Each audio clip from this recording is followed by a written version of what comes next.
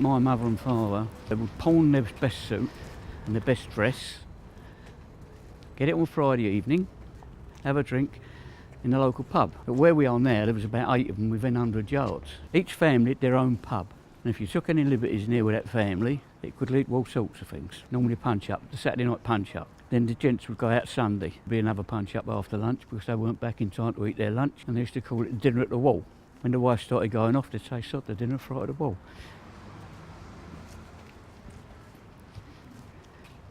When I met my wife, I went home once, about 12 o'clock. I forgot my key.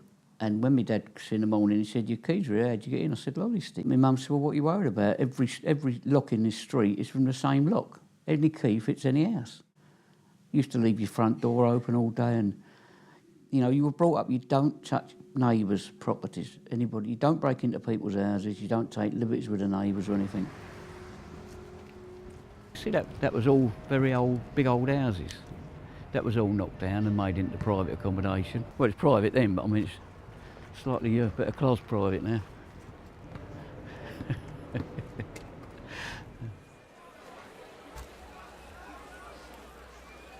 I actually grew up in Marcia Road, down the old Kent Road.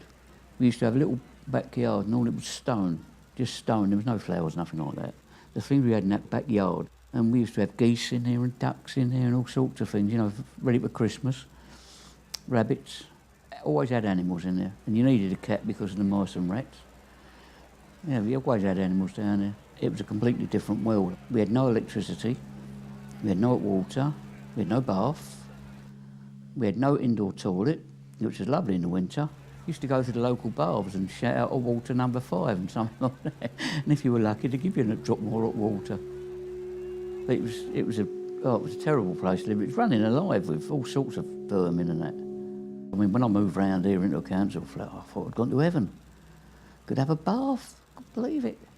Compared to what Marcia Road was like, this is like Balmoral, I should think. I used to live up there where the one's got no curtains on. That is the one I thought was paradise.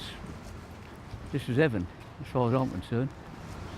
Families have always lived in the same street. Marcia Road where I lived, there's all my uncles and aunts lived there. That can't happen now. I've got a son still with us. Me and the wife slip away. He's going to have to go and live somewhere that he's never been before. He wouldn't know a soul.